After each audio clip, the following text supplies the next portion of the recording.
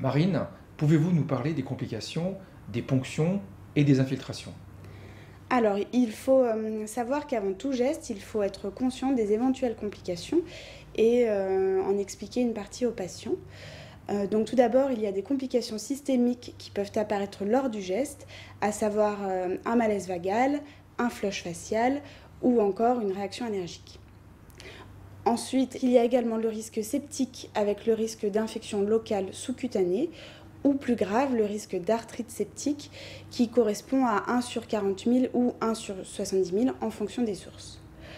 Ensuite, il y a les complications liées à l'utilisation de corticoïdes, à savoir un déséquilibre de l'attention, déséquilibre d'un trouble du rythme sous-jacent, déséquilibre du diabète ou encore décompensation de troubles psychiatriques. Il faut savoir que ces effets ont un faible taux de survenue du fait du faible passage vasculaire, puisqu'avant chaque injection, on réalise un retour au niveau de l'aiguille pour vérifier que nous ne sommes pas en intravasculaire.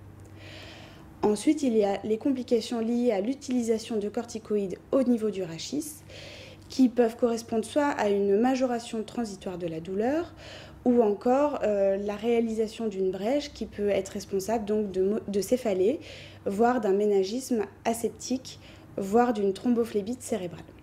Il faut savoir qu'au niveau du rachis, il y a un risque d'hématome.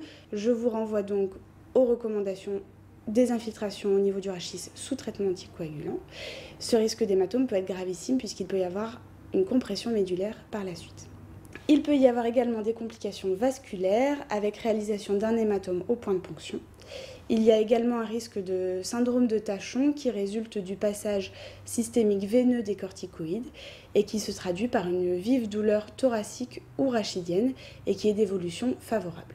Il y a également le risque de syndrome de Nicolo qui lui résulte d'un passage systémique artériel avec apparition d'une douleur, puis de lésions cutanées livédoïdes avec risque de transformation hémorragique ou nécrotique. Enfin, il y a des complications loco-régionales ou locales avec risque de plaie nerveuse, risque de rupture tendineuse si l'on injecte le corticoïde en intratendineux. C'est pour cela qu'il faut toujours vérifier de l'absence de résistance lors de l'infiltration.